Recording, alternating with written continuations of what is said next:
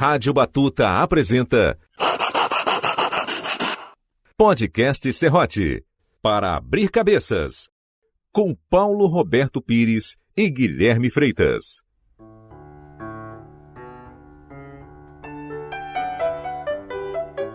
Michel Foucault foi daqueles personagens que dizemos maiores do que a vida. E livros como As Palavras e as Coisas e Vigiar e Punir deixou reflexões fundamentais sobre o conhecimento e o poder. Mas, para além de sua obra, encarnou como poucos o espírito do intelectual militante. Saía às ruas, enfrentava debates públicos, polemizava na imprensa e na universidade, e do Japão ao Irã, correu o mundo discutindo suas ideias. Nos anos 70, na segunda das muitas viagens que faria ao Brasil, conheceu no Rio de Janeiro um jovem professor de filosofia com quem manteria uma longa interlocução e amizade. Roberto Machado ensinava na PUC e ouviu meio perplexo a fala de um pensador de quem discordava e que não entendia muito bem. Insistiu nas leituras e, a partir da obra, terminou chegando a ser o autor.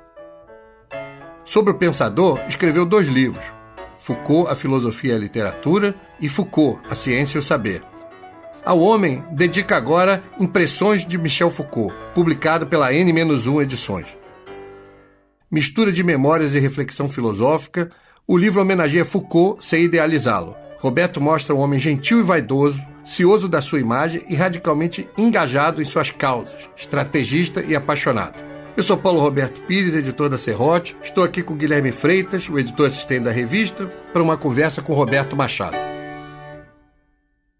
Alguns autores, o Deleuze, o Blanchot, o Paul Veyne, o Mathieu Landon, que, como jornalista, todos escreveram livros em torno do Foucault, alguns mais teóricos, mas todos um pouco com essa coisa das impressões pessoais também, Quando você decidiu escrever Impressões de Michel Foucault, como é que foi a decisão de escrever esse livro depois de já ter uma obra tão importante sobre Foucault, sobre Deleuze? Como foi a sua decisão de escrever esse livro?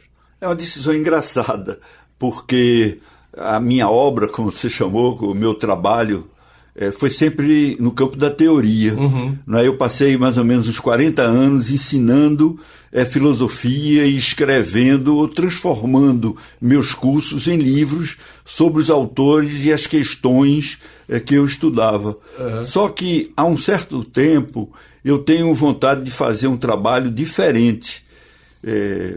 Eu, inclusive, me aproximei cada vez mais na estética. Eu comecei estudando, ensinando filosofia da ciência e terminei fazendo filosofia da arte.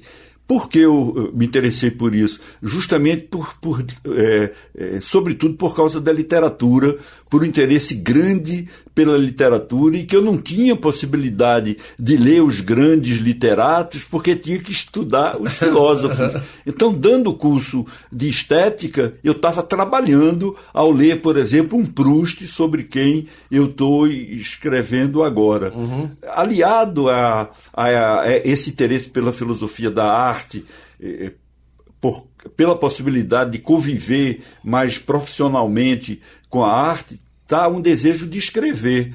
Então, de um certo tempo para cá, eu tenho escrito, contos, sobretudo, mas o que eu notei é que é muito difícil ser diferente. Existe toda uma filosofia da diferença, existe toda uma apologia, um elogio da diferença, mas quando você tenta fazer qualquer coisa diferente, perder sua identidade e ganhar uma outra, isso é quase impossível. Primeiro porque todo mundo lhe interpela pelo que você foi, não pelo que você quer ser. É verdade. Depois, querer fazer uma coisa nova é muito difícil, você tem que começar do zero, Por outro lado, é embriagante.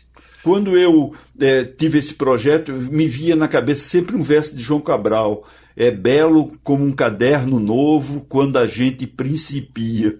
Então tinha essa grande alegria de estar principiando, mas também tinha o grande sofrimento de não saber muito bem fazer aquilo, nem ter critério para saber se aquilo que você estava fazendo podia ser considerado bom ou não. Uhum. Então, eu procurei passar assim, de um estudo filosófico para uma escrita literária. E aí, como eu vi que era muito diferente, porque eu estava marcado por uma linguagem que, embora clara, mas era explicativa, ela era cheia de porquê, de por conseguintes, etc., eu vi que aquilo não funcionava num texto literário. Então eu tive uma ideia, eu acho que para mim foi uma ideia salvadora, foi a ideia que deu nesse livro, escrever um livro escrever um livro misto, escrever um livro híbrido entre a filosofia e a literatura. Então, lhe respondendo, meu desejo foi esse. O que motivou esse livro foi um desejo de fazer uma coisa diferente de todas que eu tinha feito no campo da teoria, mas também uma espécie de dificuldade que eu senti a escrever propriamente uma ficção. Eu comecei até assim. Eu não ia escrever um livro sobre Michel Foucault. Eu ia escrever um livro sobre Maurice Florence. Porque eu não sei se vocês sabem, um dia pediram Foucault para escrever um verbete no Enciclopédia sobre ele mesmo. Sim. E ele escreveu dizendo que ele era, e assinou MF, que seria Maurice Florence. Então eu ia escrever sobre esse Maurice Florence.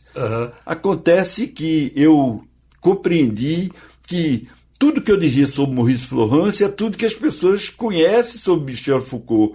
Entende? Para ser um livro propriamente ficcional sobre Maurice Florence, eu tinha que produzir uma obra de um grande filósofo, como foi Foucault, chamado Maurice Florence. Aí eu vi que o melhor mesmo seria escrever sobre Foucault. Mas a ideia é essa, transformar Foucault num personagem.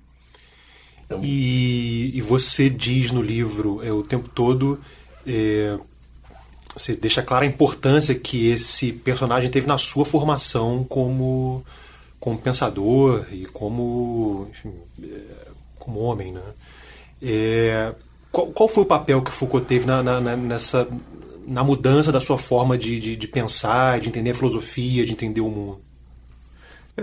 Eu fico lhe ouvindo e pensando na frase do Vinícius: a vida é a arte do encontro. Né? Eu então penso no filósofo Spinoza, né, que fala de que na vida a gente tem bons ou maus encontros. Alguns aumentam a intensidade e produzem alegria, e outros entristecem porque enfraquece. O Foucault foi um dos grandes encontros que eu tive na vida. Então eu tive a sorte, do momento que eu estava descobrindo a sua filosofia, um jovem professor de 30 anos que ensinava na PUC do Rio de Janeiro, e o Foucault aparecer para dar um curso chamado A Verdade e as Formas Jurídicas.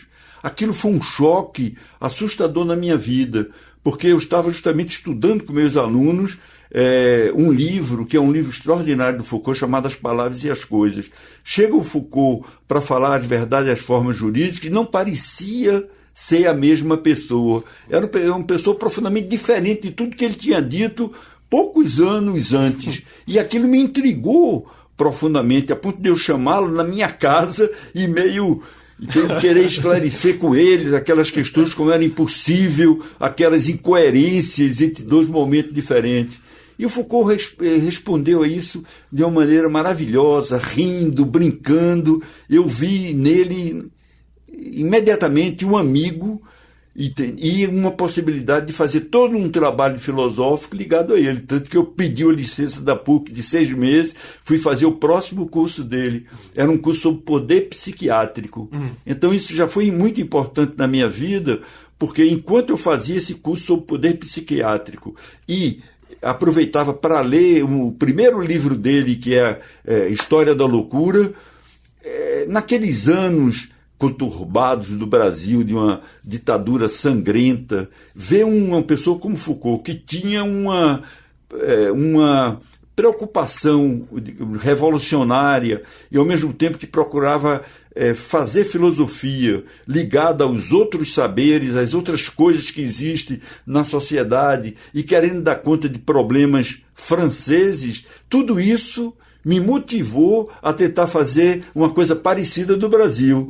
Aí eu juntei uns amigos e nós pesquisamos durante 6 anos e fizemos uma pesquisa que depois apareceu como livro, chamado A Danação da Norma, a medicina social e a psiquiatria no Brasil. Que é um livro importante para essa discussão no Brasil também. Né? É um livro que motivou muitos estudos, entende? Que deu origem assim, a muitas pesquisas, entende? De mestrado, de doutorado, a outras pesquisas em outros campos, serviço social, prisão, medicina, psiquiatria. Isso foi muito interessante. Ao reler As Palavras e as Coisas, no início dos anos 1970, quando era professor da PUC, não entendi quase nada desse livro difícil. E do pouco que entendi, discordei de quase tudo. Mas fui seduzido pelo rigor e vigor do pensamento que se escondia na beleza de uma linguagem bem diferente da encontrada nos teóricos, sejam eles filósofos ou não. Alguma coisa me levou a pensar que havia ali algo importante novo. Pois lendo, dessa vez com atenção, fiquei encantado com a originalidade da tese defendida. O homem, objeto sujeito ao conhecimento, mas também representação produzida pelas ciências humanas, é uma invenção recente. Sem haver homem para os saberes dos séculos XVII e XVIII, isto é, na época clássica, ele nasce no início do século XIX, na modernidade, com a criação das ciências empíricas, biologia, economia e filologia, e das filosofias pós-kantianas da vida, do trabalho e da linguagem. E isso acarreta a conclusão insinuada nas últimas palavras do livro. Se as configurações modernas dos saberes mudarem, talvez, e é preciso não esquecer esse talvez, esteja próximo o fim da invenção chamada homem. E você falou assim, na hora que eu vi o Foucault, você falou agora, né? Eu vi ali que tinha a possibilidade de ter um amigo, né? E essa amizade é o que se relata no livro, e em alguns momentos você fala assim, mas havia uma distância entre nós. E você fala assim, mas havia uma dissimetria, né, entre nós.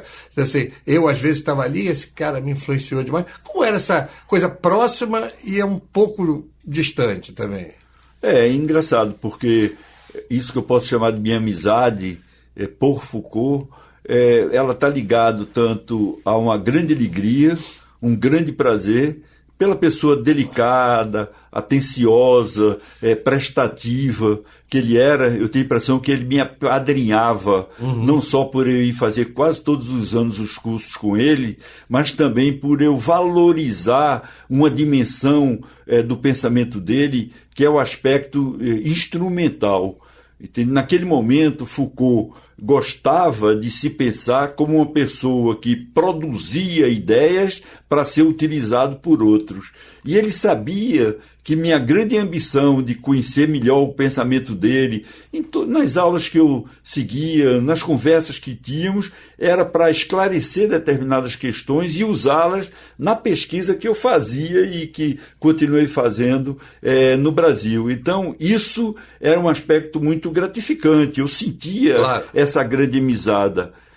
Por outro lado, o tempo todo, eu me sentia em presença de um gigante. Um anão, entendeu? Um nordestino do Recife que estava com 30 anos começando a ensinar na universidade, que não tinha feito nem o doutorado ainda, e encontra Foucault e se torna amigo de uma pessoa que já era uma grande estrela. Sim, claro. Já era, juntamente com Sartre, não é, o grande filósofo francês. Então isso para mim era terrível, era engraçado, porque eu ficava estudando com ele, convivia com ele me chamava frequentemente para encontrar algumas outras pessoas no apartamento dele, e eu voltava para o Brasil, começava a estudar os livros dele para me instrumentalizar para fazer minha pesquisa. Aí era engraçado, porque os livros funcionavam como uma espécie de cortina de aço assim, entre a gente, que dificultava muito essa relação mais amigável, entende? Pouco a pouco é que isso ia derretendo, entende? E ia se impondo essa figura maravilhosa que ele era. Eu acho que tem um momento no livro que ele chega na sua casa e se dá de presente uma gravura e que fica aquela coisa assim, ele fala, não, se você não gostar, eu dou para outra pessoa, em relação a você fala, isso está na minha parede até hoje, essa gravura, né? Isso foi engraçado, é um quadro do Mata, não é, que eu nem conhecia na época, que é alguém que tinha contato, que fez parte do movimento não é surrealista, e que, no fundo, é extraordinário. Eu tive sorte, em 85, ver uma grande exposição dele lá no Centro Pompidou, lá no Beaubourg, mas na hora... É muito engraçado, porque quando eu abria assim, e examinava eu falo uma coisa que eu acho interessante, que eu formulei uma hipótese depois que eu conheci Proust, que aquilo era uma ilustração, né, de umas mesas voadoras que o Proust imagina no restaurante de Rive Belle como se fossem planetas, entende? E eu lamento muito não ter lido Proust naquela época e feito aquela hipótese para submeter minha hipótese ao próprio Foucault. Mas então, enquanto eu olhava meio enigmaticamente, tentando interpretar aquela pintura complicada, o Foucault me disse isso. Bom, se você não gosta, eu posso dar a outra pessoa. E, Roberto, você falou sobre esse curso que o Foucault deu na PUC, que foi o momento que você teve esse primeiro choque, né, com o pensamento dele. Aquela foi uma de uma série de visitas que o Foucault fez ao Brasil nos anos 70, nas quais eu estava sempre participando ali, viagens dele ao Rio, a São Paulo, Nordeste, Norte, com cursos e palestras. E no livro você fala que é curioso que o Foucault sempre tinha um cuidado de não chegar com prescrições para os países onde ele dava aula, né? Ele não dizia, olha, vocês estão vivendo uma ditadura, então devem fazer tal e tal coisa para derrubar essa ditadura, esse tipo de coisa. Embora as pessoas sempre perguntassem a ele e pedissem dicas do que fazer naquele momento. Mas o Foucault também não se furtava a tomar posições, a cancelar aulas em protesto, a participar de abaixo-assinados, fazer pronunciamentos. Quais são suas lembranças mais fortes dessas visitas do Foucault ao Brasil naquele momento tão conturbado, né? Eu notava, porque é engraçado, a gente explorava muito Foucault, entende? E teve uma hora que ele me disse, eu não aguento mais, eu trabalho de manhã, de tarde e de noite, entende? E às vezes que o Foucault veio nos visitar aqui, a partir dessa ida à PUC, porque no semestre seguinte ele veio ao mestrado de Medicina Social da UERJ, onde eu também trabalhava na época e onde fiz essa pesquisa sobre a psiquiatria e a medicina social. Então ele veio aqui em 74 também. Depois, em 75, ele veio à USP, onde ele deu um curso sobre a história da sexualidade, lá em São Paulo, e, finalmente, ele veio ao Nordeste, passando pelo Rio, mas foi, sobretudo, a Salvador, Recife, e depois emendou, foi até o Pará. Então, nesses contatos todo que nós tínhamos com ele, a gente sentia, a gente via que a gente queria ter uma espécie de iluminação com relação ao que fazer no Brasil, entende? Porque ele tem uma visão política tão elaborada e tão nova que a opinião dele sobre como tomar o poder naquela época era muito interessante. E ele sempre negava dar qualquer linha condutora de uma ação, entende? Foucault, isso é muito interessante, jamais se prestou a isso. Ele dizia, não sei, vocês é que podem saber, porque vocês é que estão aqui, que podem avaliar a situação. Então eu gostava muito dessa atitude dele, de não querer ser o representante de um saber superior que poderia nos guiar, entende, teórica e politicamente nos nossos trabalhos no Brasil. Então essa é uma característica do comportamento dele. Agora, a ação dele que mais me marcou, certamente foi em 75, quando ele estava dando esse curso sobre a história da sexualidade na USP, que eu estava seguindo, e ele interrompeu o curso pela pressão, pela prisão de determinados alunos, professores e jornalistas. Então é interessante, ele interrompeu o seu curso, foi à Assembleia de Estudantes e Professores e fez um pronunciamento contra a ditadura. Isso foi uma coisa extraordinária. Eu fico muito contente de ter colocado esse pronunciamento aqui no meu livro, porque ele é de uma beleza e também de uma força estonteante. Mas você conta também um dia que você estava na praia de Ipanema e ele falou assim, não, mas se os brasileiros quisessem derrubar a ditadura, derrubava, era só dizer não ao poder. Exatamente, o que eu estou dizendo aqui tem isso como subjacente. Quer dizer, o Foucault era um tipo de intelectual diferente do intelectual tradicional. Não é? Ele valorizava muito essa ideia de que o intelectual nasceu no século XIX, com os literatos, com Zola. Então ele é aquele que tinha uma consciência esclarecida.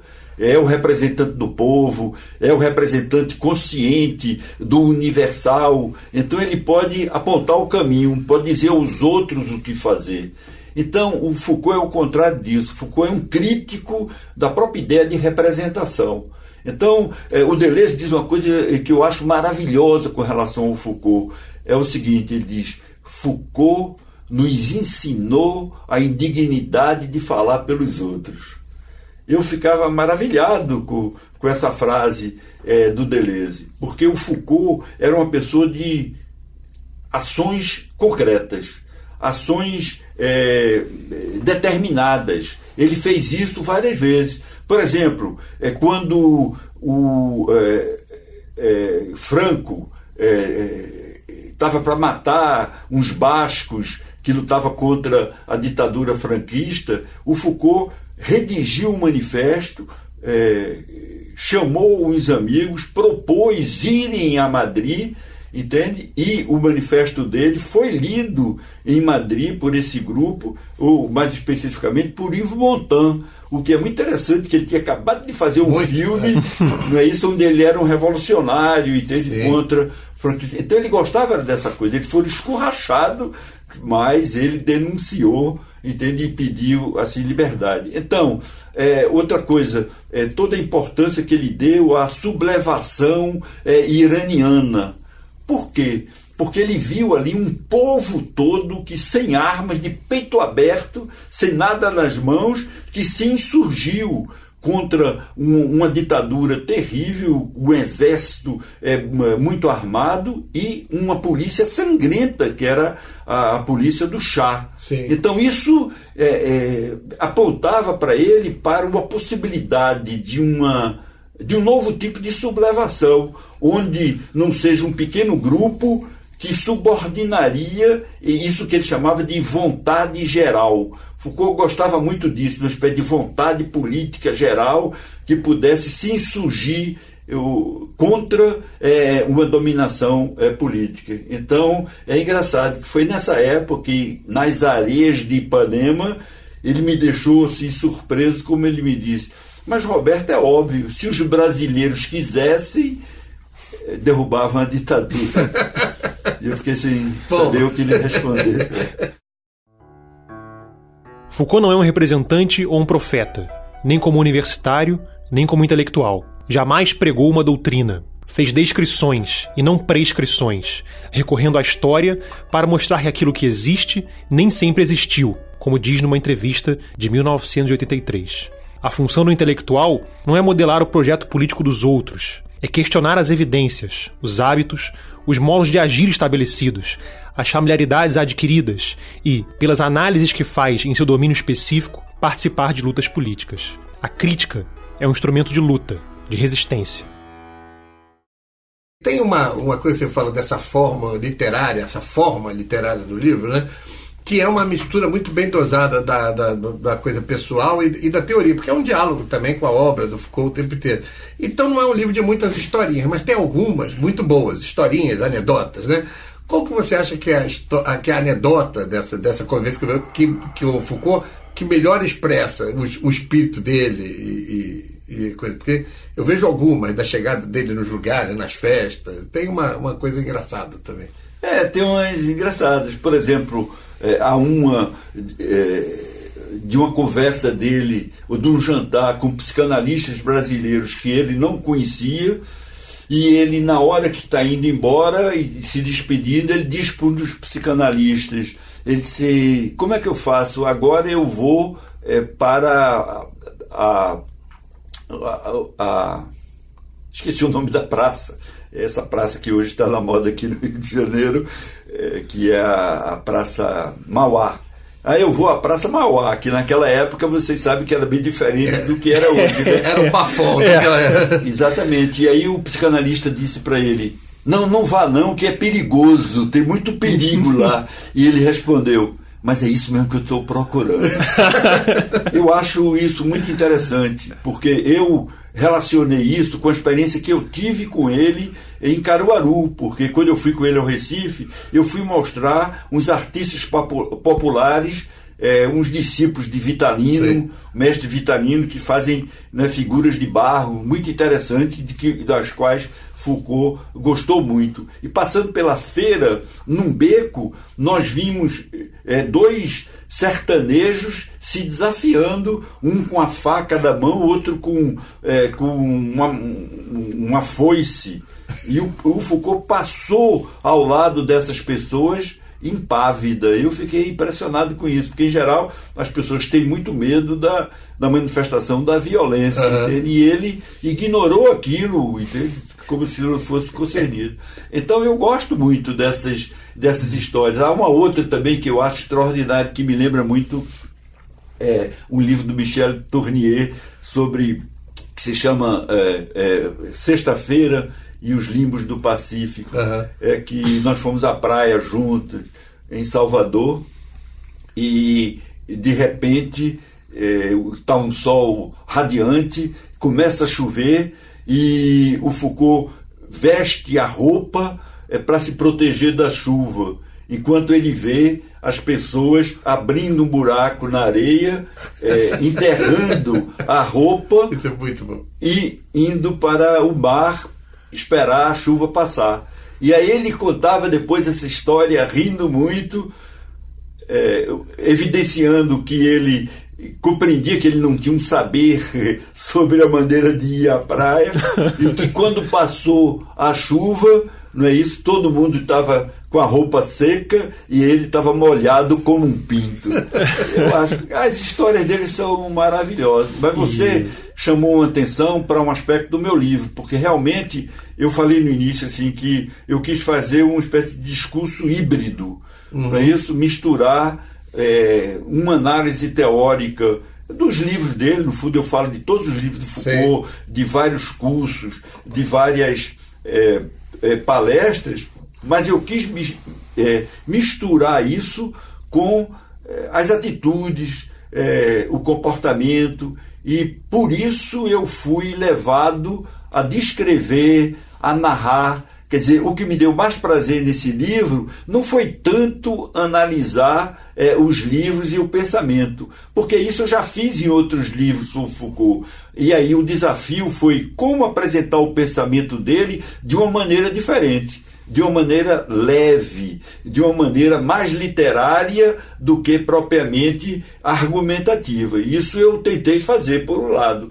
porque eu queria que fosse um livro para todos, e não um livro somente para filósofos, e muito menos para Foucaultianos, entende? Eu queria que todo mundo entrasse naquela percepção que eu tive da relação de amizade entre um jovem professor subdesenvolvido e uma estrela, entende, internacional assim da filosofia.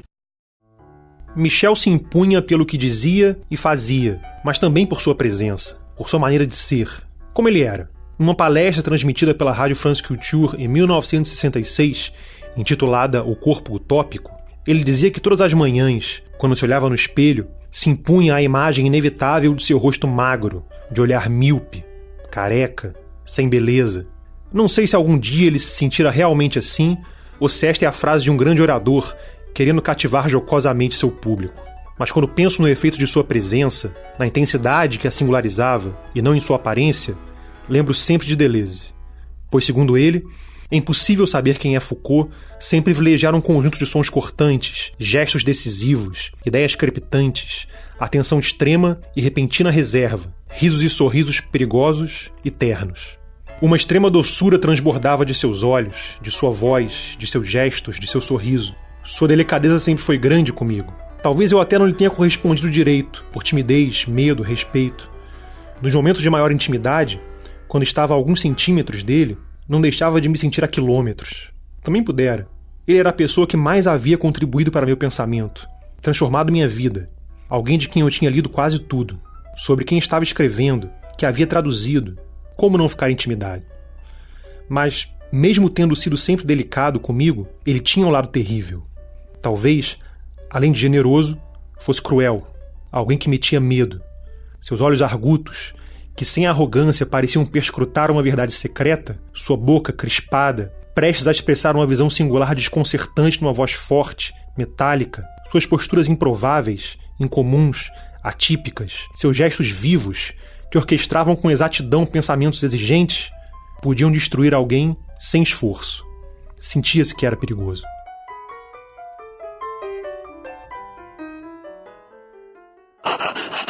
Podcast Serrote. Para abrir cabeças, com Paulo Roberto Pires e Guilherme Freitas. Edição Felipe de Castro. Rádio Batuta, a rádio de internet do Instituto Moreira Salles.